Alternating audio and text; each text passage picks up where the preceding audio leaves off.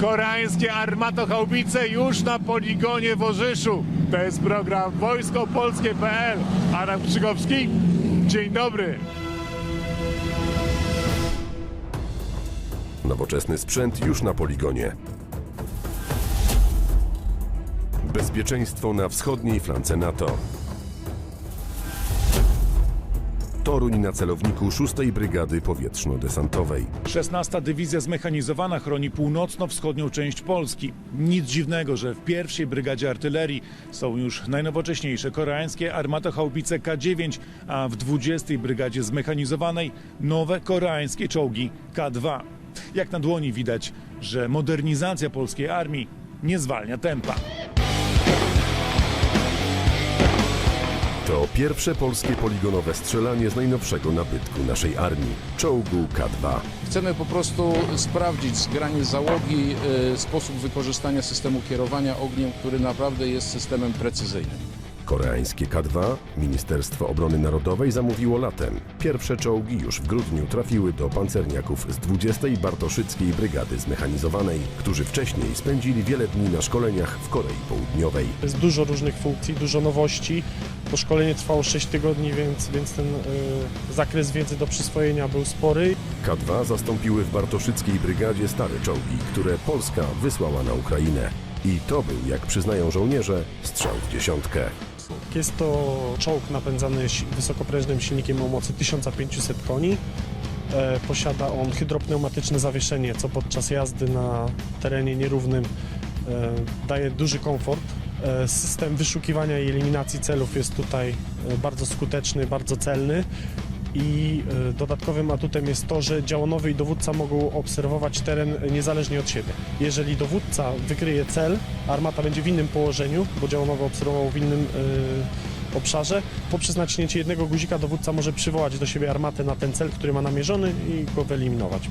Czołg też umożliwia nam pokonywanie przepraw wodnych. Możemy pokonywać ponad 4-metrowe jakieś rzeki, jadąc po dnie i na dobrą sprawę możemy się poruszać po dnie tej rzeki do tego momentu, aż na dnie skończy się paliwo. Wojna za naszą wschodnią granicą sprawiła, że plan modernizacji sił zbrojnych jeszcze przyspieszył.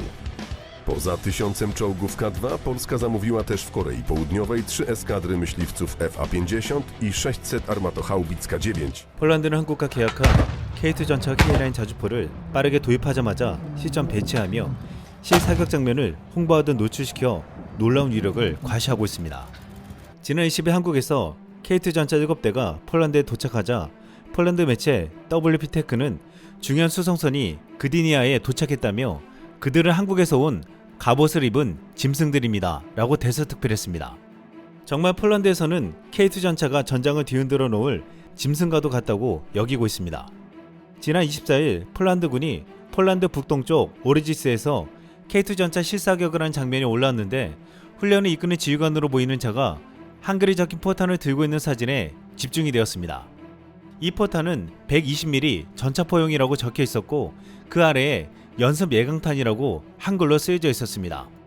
이 사진을 보고 국내 네티즌들은 신기해하며 이영만리 이국에서 보는 국산 탄약 K2가 지평선 바라보면서 사격하는 거 처음 아니냐, 한글 있으니까 어색하네, 포탄에 토르 중사라고 써놓은 줄 알았네 라고 신기했습니다. 이렇게 연이어 폴란드군의 훈련 장면이 등장하자 폴란드가 우리보다 훈련을 자주 하는 것 같다는 반응도 있었습니다. 그런데 지난 24일 국내에서도 육군 제11기동사단 장병들이 경기 여주시 남한강 일대에서 도하훈련을 벌였습니다. 이번 훈련에는 917명의 장병을 비롯해 K2 전차와 K21 장갑차 등 80여 대가 동원되었습니다. 강습 및 북여 도하를 통해 하천을 극복하고 신속하게 기동하여 목표 지점을 확보하는 능력을 보여줬습니다. 지난 10일 미국과 폴란드, 사우디 등 주한 외교관 20여 명 앞에서 K방산의 시범이 있었는데 당시 K2 피해 전차가 불을 뿜으며 사격하는 놀라운 활약을 선보였다면 이번 훈련은 강을 넘으면서 작전하는 모습을 보여주며 놀라운 기동성을 과시했습니다. 폴란드에서는 러시아의 국경에 K2 전차와 K9 자주포를 배치해 자신감을 나타내고 있는데 이를 만든 원산지 한국에서의 훈련 모습은 더욱더 신뢰감을 주고 있습니다. 이런 상황에서 지금 유럽에서는 새로운 분위기가 만들어지고 있습니다. 그동안 경제 환경 등의 문제에만 집중하던 유럽 국가들이 러시아가 전쟁을 벌이면서 등한시해오던 국방 문제가 가장 큰 화두가 되고 있습니다. 특히 한때 전차 군단이라 불리고 유럽에서 무기 생산에서는 단연 1위였던 독일은 냉전 후 군비를 축소하면서 2019년 주요 무기 중 실전 동원이 가능한 비율이 40%밖에 되지 않았습니다. 독일은 자국이 자랑하는 레오파르트 2 전차도 주변국들에게 중고로 대거 팔았습니다.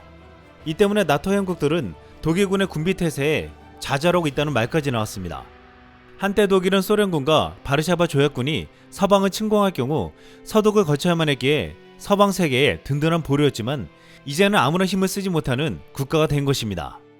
군사 전문가들은 독일은 가까운 미래에 세계대전과 같은 대규모 전쟁이 일어나지 않을 것이라고 판단하며 군비를 줄여 자국의 안보를 미국이나 나토에 기대 도덕적인 해이를 보였다고 비판했습니다.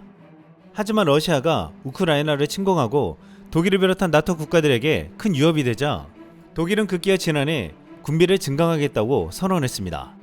그런데 지난 4월 미군 기밀 문건 유출 당시 독일 육군 참모총장의 군비 증강 문제에 대한 중요한 보고서가 유출되었습니다. 해당 보고서에는 독일이 우크라이나 전쟁에 대응해 군비를 증강하기로 했던 나토와 약속을 이행하기 어렵다는 내용이 담겼습니다.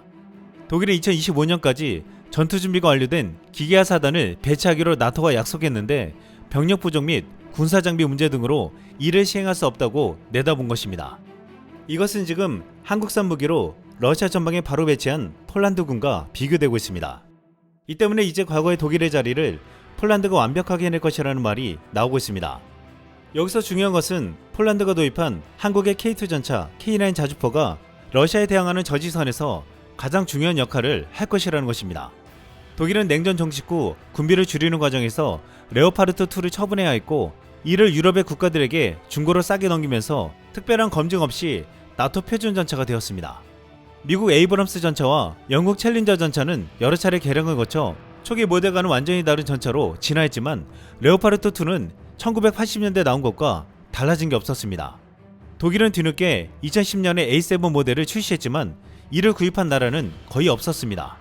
레오파르트 2 전차는 실전 경험이 별로 없었지만 지난 2016년 시리아 북부 침공 당시 무기력한 모습을 보여줬습니다. 당시 튀르키예 육군은 처음에 미 구형 패튼 전차를 투입했다가 큰 피해를 입고 밀리자 자국군 최정예 전차인 레오파르트 2 A4를 투입했습니다. 상대 측은 대전차 무기를 실은 픽업 트럭으로 맞섰는데 몇 시간 만에 레오파르트 8대가 격파되고 2대는 상대에게 빼앗겼습니다. 이 중에 레오파르트 2 전차 5대는 마치 옛 소련제 전차처럼 포탑이 찍힌 채 날아가 버렸고 나머지 3대도 대전차 로켓 한두 발에 시꺼멓게 타버렸습니다. 이것은 픽업 트랙에서 쉽게 격파당한 레오파르트 2의 속도가 얼마나 느리고 방어력이 약한지를 실전에서 제대로 보여줬습니다. 문제는 레오파르트 2 A7도 개량을 했다지만 당시 처참하게 당한 차체와 같다는 것입니다. 지난 1월 포린폴리시는 지금 유럽 국가들은 러시아 위협에 맞서는데 계속 독일 전차에 의존할 수 있을지 의문을 품고 대안을 찾고 있다고 했습니다. 몇 년 전 독일은 자신들이 주도하는 유럽 공동전차 개발 계획에서 폴란드를 배제했습니다. 이에 폴란드는 한국과 손을 잡고 K2 전차를 생산해 유럽 전차 시장을 장악하겠다는 구상을 했습니다. 한국의 K2 전차는 놀라운 기동성과 최첨단의 성능을 가질 뿐만 아니라 뛰어난 생산력과 가성비까지 지니고 있어 독일산 전차를 완벽하게 대체할 수 있다는 것이었습니다. 결국 이러한 폴란드의 구상이 한국과 손을 잡자 현실로 이루어지고 있습니다. 이제는 유럽 전차의 표준이 독일제가 아닌 한국산이 될 가능성이 커지고 있다는 것입니다. 최근 네덜란드가 독일의 전차만을 믿을 수 없다며 새로운 전차를 도입해야 한다고 말하고 지난 24일 김승경 합참의장이 스웨덴을 방문해 스웨덴군 최고사령관과 만나 회담을 나눴습니다. 이렇게 많은 유럽국들이 이제는 한국을 바라보고 있습니다. 최근 한국이 독일과 군사비밀 정보보호협정을 체결할 것이라는 보도가 나오자 독일에서는 독일이 한국과 군사기밀을 공유하는 이유가 무엇입니까? 라는 질문이 나왔습니다. 이에 독일 매체 도이치벨레는 이렇게 말했습니다. 한국군이 안보 문제를 공유하는 나토 및 기타 국가의 부대와 함께 훈련에 참여하는 것이 합리적입니다. 이러한 훈련은 군수품, 무기 시스템 및 부품의 상호 운용성을 보장하는 데 매우 중요하며 공급망이 보장됩니다. 독일 해군과 공군이 한국군과 함께 훈련에 참여하는 동안 한국은 유럽에 첨단 무기 시스템을 수출하고 있습니다. 지난해 한국은 폴란드와 150억 유로 규모로 추정되는 대규모 방위협정을 체결했습니다. 여기에는 약 1000대의 K2 주력 전투탱크, 648대의 자주포 및 48대의 FA-50 전투기 판매가 포함됩니다. 폴란드가 나토 회원국이기 때문에 독일군이 언젠가는 한국 정비로 맞서게 될 훈련에 참가할 것이라는 의미입니다. 이제 한국은 유럽의 방위에서 가장 중요한 나라가 되고 있습니다. 이상 쓸망이었습니다.